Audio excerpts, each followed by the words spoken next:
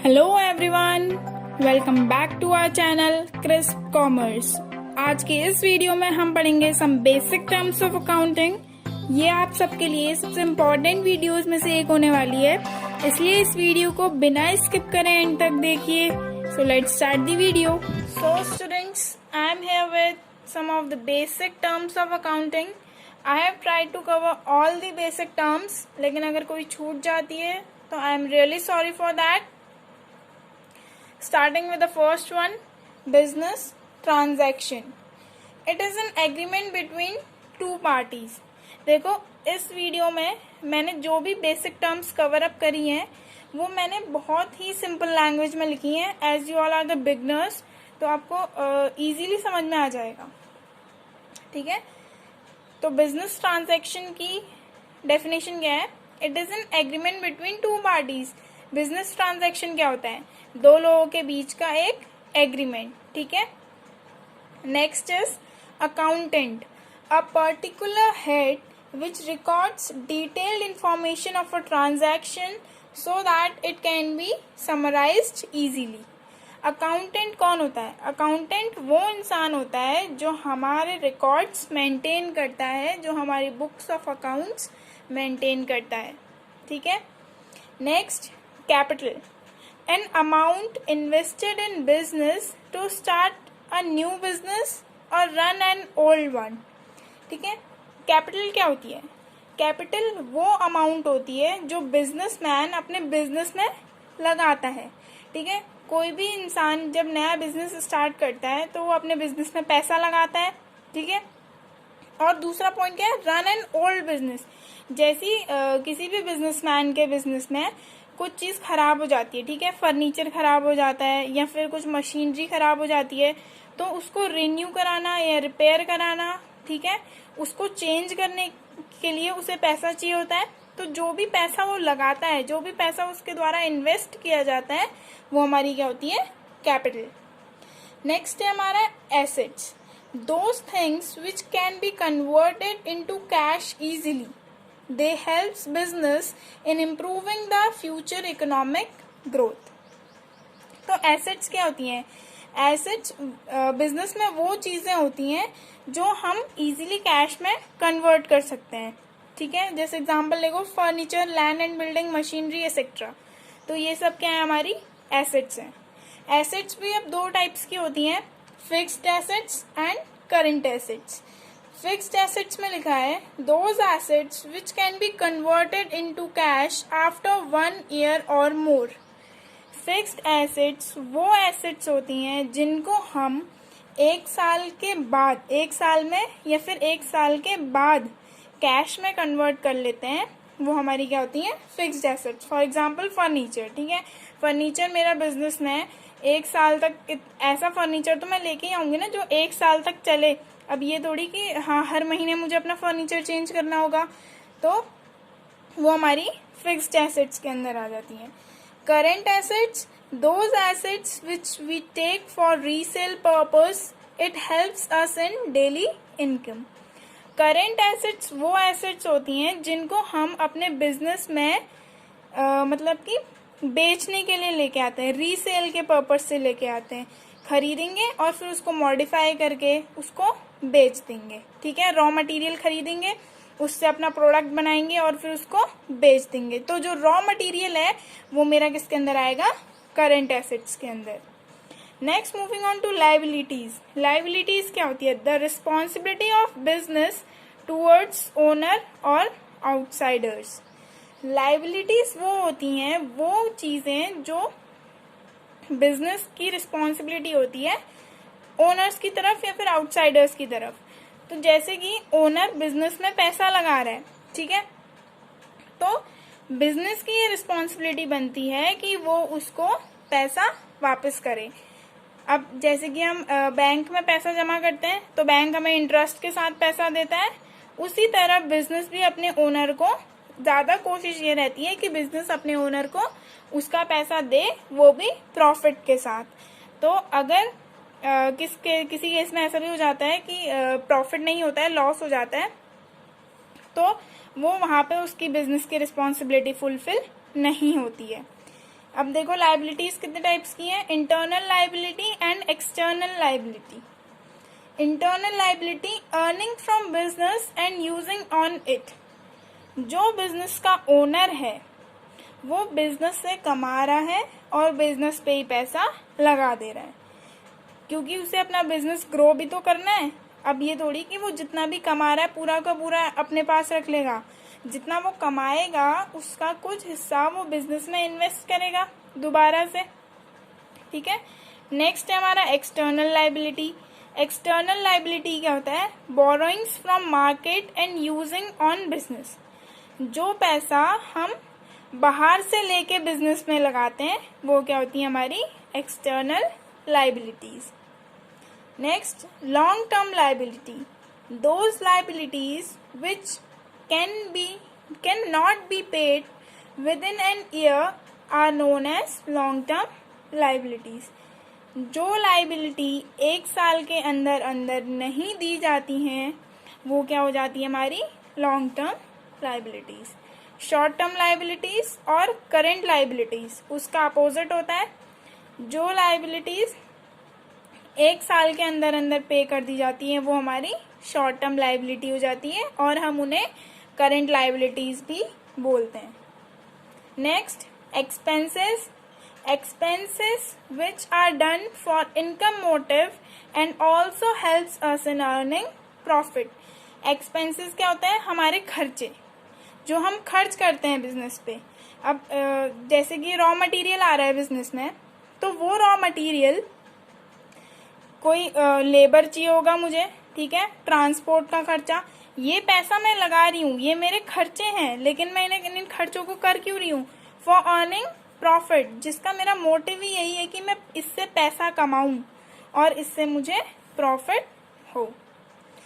Now you guys can take a screenshot of this, then we'll move ahead. Okay, further expenses are divided into two parts, direct expenses and indirect expenses. Direct expenses क्या होते हैं, expenses which are done before production or to purchase raw material। वो खर्चे जो हम production से पहले करते हैं, रॉ मटेरियल परचेस करना, हमारा लेबर का खर्चा, ट्रांसपोर्ट का खर्चा, जो हम रॉ मटेरियल को उसकी डेस्टिनेशन तक पहुंचा रहे हैं, ठीक है, अपनी प्रोडक्शन कंपनी तक पहुंचा रहे हैं, तो वो खर्चे कहाँ आते हैं, डायरेक्ट एक्सपेंसेस में। Indirect expenses, expenses which are done after production, वो खर्चे जो हम प्रोडक्शन के बाद करते हैं। फॉर एग्जाम्पल एडवर्टीजमेंट, एडवर्टीजमेंट करते हैं हम, हमारा जब प्रोडक्ट रेडी हो जाता है उसके बाद यहाँ पे भी ट्रांसपोर्ट का खर्चा होगा क्योंकि हम अपना स्टॉक दूसरी कंपनी तक पहुंचाएंगे, ठीक है। Next is income, amount earn from business और नॉन बिजनेस एक्टिविटीज। वो पैसा जो हम बिजनेस और नॉन बिजनेस एक्टिविटीज से कमा रहे हैं, ठीक है। Income is divided into two parts, direct income, indirect income. Direct income कौन सी होती है, income earn from business activities, वो इनकम जो हम बिजनेस एक्टिविटीज से अर्न करते हैं। अब बिजनेस एक्टिविटी का एग्जांपल दिया है मैंने, सेल ऑफ गुड्स। जब कोई भी बिजनेसमैन अपना सामान बेच रहा है, अपना प्रोडक्ट बेच रहे हैं, तो वो बिजनेस एक्टिविटी होती है, ठीक है। Next indirect income, income earn from non business activities. Non business activities कौन सी होती हैं, जो बिजनेस से रिलेटेड नहीं होती हैं। कोई भी एम्प्लॉय है, वो किसी कंपनी में काम कर रहा है, तो उसके बदले उसको सैलरी मिल रही है, तो वो नॉन बिजनेस एक्टिविटीज के अंदर आती है। और जो भी इनकम हम नॉन बिजनेस एक्टिविटीज से अर्न करते हैं वो इनडायरेक्ट इनकम के अंदर आती है, ठीक है। Next is purchase. This term is used for account to record purchase of goods और raw material for resale of products. Purchase करना मतलब क्या होता है, कुछ चीज खरीदना, ठीक है।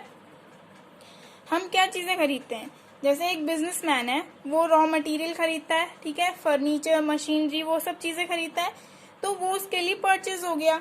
और जो सामान वो रीसेल के लिए खरीद रहा है, रीसेल के लिए मतलब उसने पानी खरीदा, ठीक है, फ्रूट्स खरीदे, उसकी जूस की कंपनी है, वो पानी और फ्रूट्स खरीद रहा है, शुगर खरीद रहा है, वो सब चीजें यूज करके उसने अपना प्रोडक्ट जो उसका है, किस चीज़ का, जूस का, तो उसने वो प्रोडक्ट बनाया, तो जो भी उसने रॉ मटेरियल खरीदा वो उसकी परचेस थी, ठीक है। भले ही उसने वो रीसेल के पर्पज से, मतलब खुद बेचने के पर्पज से खरीदा, फिर भी वो उसकी क्या थी, परचेस थी।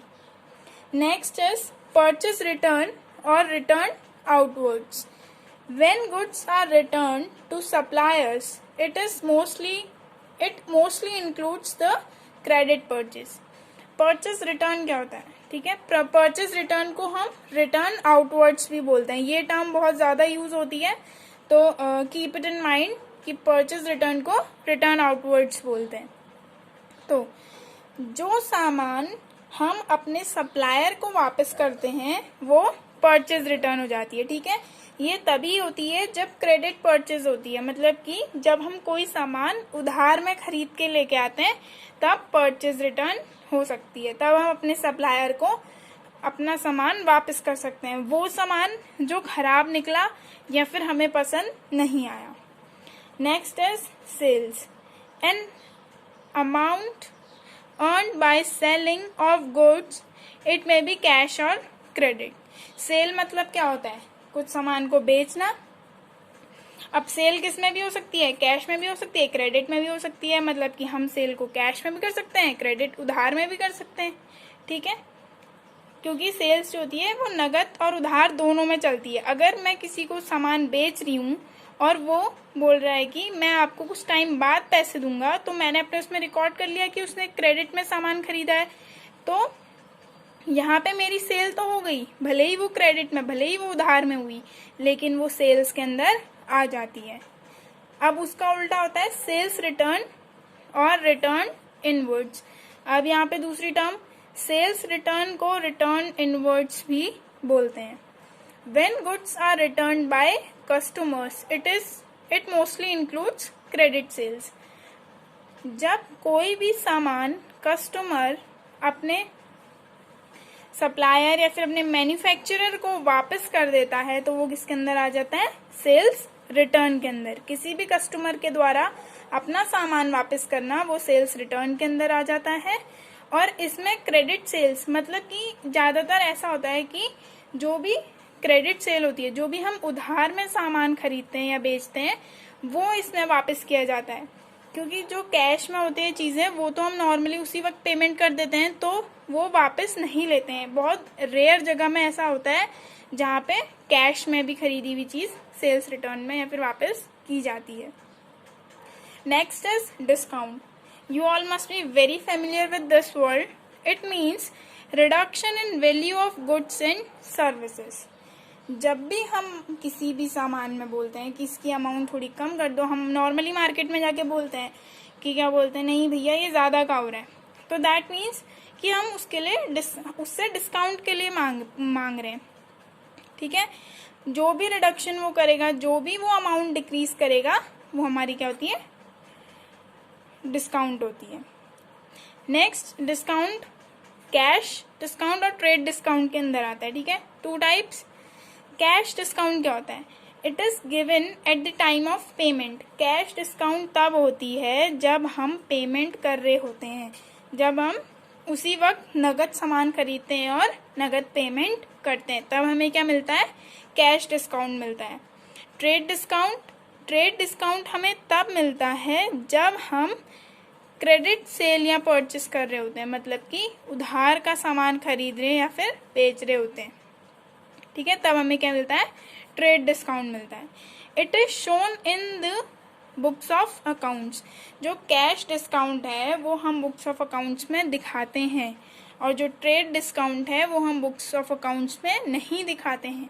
जैसे कि अगर मुझे कुछ भी सामान मैं खरीद रही हूँ, उसमें मुझे थोड़ा सा भी डिस्काउंट मिल रहा है, तो मैं अपनी बुक्स में यहाँ कैश में नोट करूँगी और ट्रेड में नहीं नोट करूँगी। भले ही ट्रेड में जब मैं कैलकुलेट करूँगी तो अपनी एक्चुअल अमाउंट से वो डिस्काउंट हटा दूंगी, मतलब कि जो भी एक्चुअल अमाउंट उस प्रोडक्ट की है उसमें से डिस्काउंट माइनस कर दूंगी और फिर उसके बाद उसको अपनी बुक्स में नोट करूंगी, लेकिन उसको शो नहीं करूंगी। सिर्फ अमाउंट कैलकुलेट करते वक्त वो डिडक्ट किया जाता है, लेकिन वो बुक्स में नहीं आता है।